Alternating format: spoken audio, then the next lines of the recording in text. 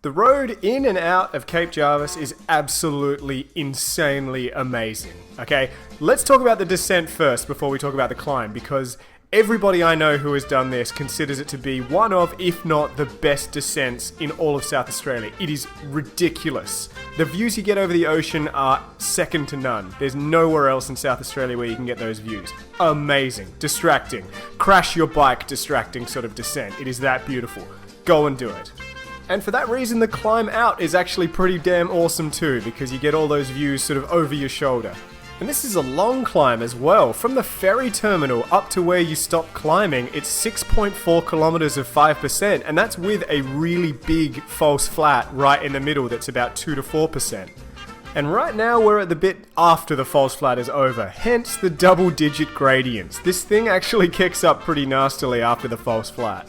Up ahead there's that first right-hand bend where things start to get a bit nasty and the double-digit gradients really set in. Like all the climbs in the Flurio, this is very, very exposed. You are in the wind, you are in the sun, it is a very difficult climb. But have a look just here, I'll just slow down the footage. Have a look at how beautiful it is down here. It is just outrageous. And this was a particularly beautiful day. But not too much time can be spent enjoying the view because you will be staring at your Garmin at the scary numbers that are on there. I mean, they're not super scary, you know, we're sort of talking maximum of about 12%, but that's pretty nasty. The full hard section of this climb is about 1.2 kilometers, and it sort of averages probably about 9%, so that's, you know, pretty nasty. If I was going to have to compare it to another climb, I'd say a slightly easier and a bit shorter version of Mount Osmond. Another part of the challenge is that you've probably ridden a long-ass way to get here, and you're going to have to ride a long-ass way to get home. This climb was about 200 kilometers in on this particular day, so yeah, long way from everywhere. Which is why I was very happy about here when the gradient finally decided to slacken off a bit. It just rolls over and it sort of gets a bit easier and so happy.